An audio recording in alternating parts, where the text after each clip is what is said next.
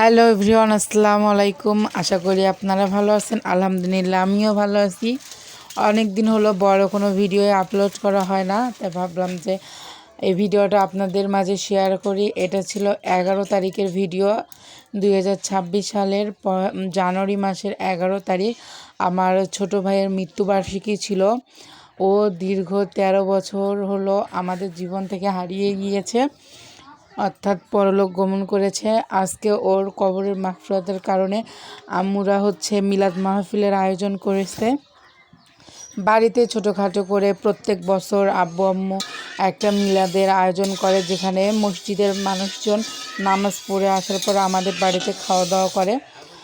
তো আজকে মিলাদের মাংস রান্না করার দায়িত্ব আমার উপর পড়েছে।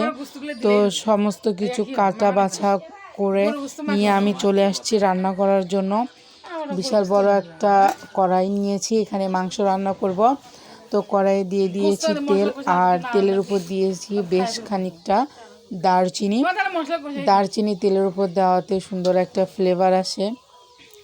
আর গোটা কালো কালো গোটা, সাদা গোটা এগুলো আমি ভেজে গুঁড়া করেছি, যার কারণে তেলের উপরে আর দিলাম না।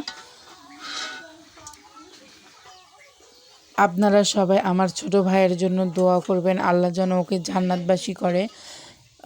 ও সবে মাত্র ক্লাস 5-এ উঠছিল জানুয়ারি মাসের 1 তারিখে ও বই নিয়েছিল, কিন্তু ও আল্লাহ ওকে আর পৃথিবীতে থাকার তৌফিক দান করেনি। যাই হোক, আপনাদের কাছে আমার একটাই চাওয়া, আপনারা আমার ভাইয়ের জন্য দোয়া করবেন, আল্লাহ যেন ওকে ভালো রাখে, আল্লাহ যেন ওকে জান্নাতবাসী করে। ও অনেক ছোট ছিল, ও আমার পরে ছিল। আমাদের ভাই বোনের মধ্যে সবার বড় আমার ভাই, তারপরে আমি, তারপরে আমার যে ভাই মারা গিয়েছে ও, আর এখন বর্তমানে আমার ছোট একটা ভাই আর বড় ভাই। যাই হোক, কথা বলতে বলতে পেঁয়াজ দিয়ে দিয়েছি তেলের উপর। যেহেতু মাংসর পরিমাণটা বেশি, এজন্য পেঁয়াজের পরিমাণটাও এখানে বেশি দিয়ে দিয়েছি। এবার পেঁয়াজটাকে সুন্দর করে লাল লাল করে ভেজে নিব। আর আজকে কিন্তু আমাদের বাড়ির পরিবেশটা মোটে আনন্দদায়ক ছিল না, কারণ যার সন্তান হারায় সেই বোঝে সন্তান হারানোর বেদনাটা কতটুকু। এজন্য পুরো ভিডিওতে আম্মুকে খুব একটা ওঠায়নি। তো কথা বলতে বলতে পেঁয়াজটা সুন্দর করে ভাজা ভাজা হয়েছে।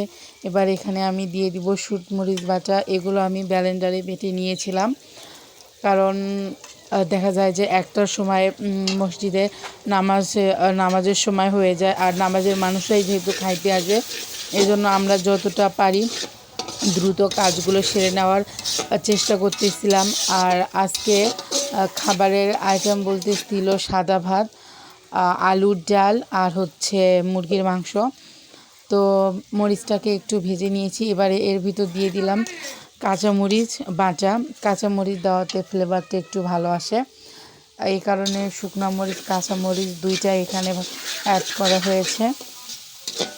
তো বাড়িতে কেউ বসে নাই, সবাই টুকটাক একটা না একটা কাজ করতেছে। এটা আমার ভাগ্নি হয়, ও মাংসের ভিতর কয়েকটা আলু দিবে, এজন্য আম্মুকে বলেছিল যে আলুগুলো একটু কেটে দেওয়ার জন্য, আর ও তো ক্যামেরা দেখে লজ্জা পাচ্ছিল। যাই হোক, ও আলুগুলো কেটে নিয়েছে। এবার এর ভিতর দিয়ে দিব আমি রসুন বাটা। আসলে আমি যেহেতু অনেকগুলো রান্না করব একসঙ্গে, আর মশলাগুলো ভাজার একটা ব্যাপার থাকে, এজন্য একটা একটা দিয়ে 2-3 মিনিট ভেজে নেওয়ার পর আবার বাকি মশলাগুলো দিচ্ছিলাম। এইরকম করে একের পর এক ধাপে ধাপে মশলাগুলো দিয়ে আমি ভেজে নেওয়ার চেষ্টা করতেছিলাম। তো শুকনো মরিচ কাঁচা মরিচ দুইটার ফ্লেভার চলে যাওয়ার পরে দিয়ে দিয়েছিলাম রসুনটারও কাঁচা গন্ধ চলে গিয়েছে। এবার দিয়ে দিয়েছি আদা বাটা। এবার আদা বাটাটা দিয়েও সুন্দর করে ভেজে নিব। আর রান্নাটা কিন্তু খড়ির জালে হচ্ছিল, মাটির চুলায়। ওই পাশের চুলাতে আমার মামা আলুর ডালটা রান্না করতেছে। আমাদের গাইবান্ধা জেলায় আলুর ডালটা কিন্তু অনেক ফেমাস। গাইবান্ধা জেলার পলাশবাড়ি থানাতে আমাদের বাড়ি। আমরা বলি আলুর ডাল, আর গাইবান্ধার মানুষ বলে আলুর ঘাটি। যাই হোক, এবার হলুদ দেওয়ার পালা। হলুদটা যেহেতু অনেকগুলো মশলা, তো আমি ঠিকঠাক বুঝতেছিলাম না, এই জন্য একটু একটু করে দিচ্ছিলাম। বেশি দিলে হলুদের একটা গন্ধ, ওইটা রান্নাতে ভালো লাগবে না, এই জন্য পরিমাণ মতো দেওয়ারই চেষ্টা করতেছিলাম।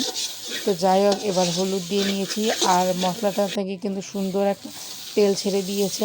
এবার যেহেতু আমি গুঁড়া মশলাগুলো অ্যাড করব, এই জন্য একটু পানি দিয়ে দিলাম যাতে মশলাগুলো পুড়ে না যায়। তো পানি দেওয়ার পরে সুন্দর করে মিশিয়ে নিচ্ছি। এবার আমি এর মাঝে অ্যাড করব যে হচ্ছে রাঁধুনি মুরগির মাংসের মশলাটা আসছে প্যাকেট, ওইটা পানি দেওয়ার পরেই অ্যাড করা ভালো, কারণ এটা যেহেতু শুকনা পুড়ে যাওয়ার একটা চান্স থাকে। আর এরপরে এখানে হচ্ছে ধনিয়া, পাঁচফোড়ন, জিরা, সাদা গোটা, কালো গোটা সমস্ত কিছু একত্রে, তেজপাতা একত্রে ভেজে শুকনো কলায় ভেজে নিয়ে ব্লেন্ডারে গুঁড়ো করে নিয়েছিলাম, ওইটাই দিয়ে দিলাম। আর এরপরে দিয়ে দিলাম সমস্ত মাংসগুলো। আমি তো প্রথমে ভালো মতো নাড়তেই পারতেছিলাম না, যাই হোক রান্নার অভিজ্ঞতা মোটামুটি একটু হলেও আছে, এই জন্য কোনো সমস্যা হচ্ছিল না। সুন্দর করে মশলার সঙ্গে মাংসগুলো মিশিয়ে নিচ্ছিলাম।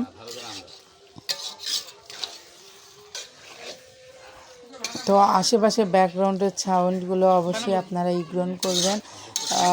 অনুষ্ঠান বাড়িতে টুকিটাকি কিছু কথাবার্তা হয়েই থাকে। এবার আমি মশলার সঙ্গে সুন্দর করে মাংসগুলো মিশিয়ে নিব। আর আমি এখানে কোনো পানি দিইনি, মশলাতে যেটুকু পানি দিয়েছিলাম ওইটুকুই, বাড়তি কোনো পানি ব্যবহার করিনি, কারণ মুরগির মাংসতে অলরেডি অনেকটা পরিমাণে পানি চলে আসে।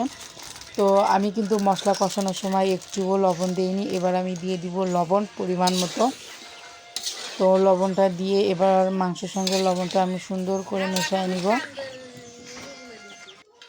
আর এখানে আম্মু হচ্ছে কিছু কাঁচা জিরে বাটনায় বেটে দিল, মাংসতে কাঁচা জিরে না দিলে কেন জানি খুব একটা ভালো লাগে না, যাই হোক আম্মু কাঁচা জিরে দিয়ে দিল।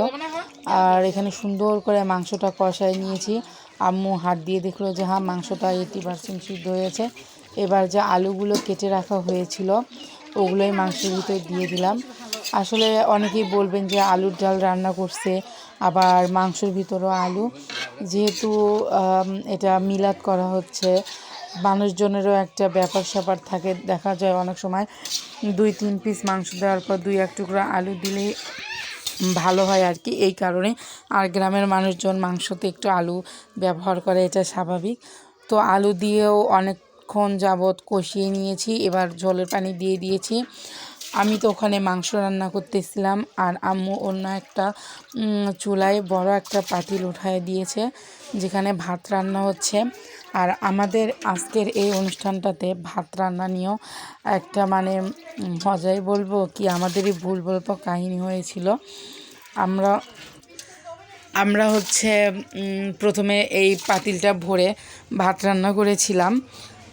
এটা কিন্তু হচ্ছে ধান সিদ্ধ করা পাতিল, যে বড় বড় পাতিলগুলোতে ধান সিদ্ধ করে ওইটা। মানে আমাদের মানে আইডিয়াটা ফেল হয়ে গিয়েছিল, যার কারণে আমাদের 4বার ভাত রান্না করা লাগছে। 4বার বলতে কীরকম, বড় পাতিল একবার, আর 2 কেজি 2 কেজি করে 3বার রান্না করা পড়ছে। তো কথা বলতে বলতে মাংস রান্নাটা হয়ে গিয়েছে, এবার চুলা থেকে নামায় নিব। তো এই যে মাংস রান্নার ফাইনাল লুক, আপনারা দেখে বলবেন যে মাংস রান্নাটা কেমন হয়েছে।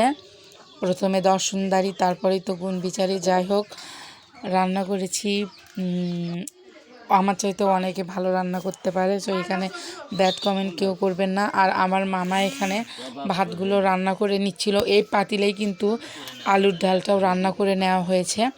আলুর ডালটা রান্না করে নিয়ে ছোট ছোট পাতিলে ঢেলে নেওয়া হয়েছে, তারপরে আবার ওই পাতিলে ভাত উঠাইয়ে দেওয়া হয়েছে।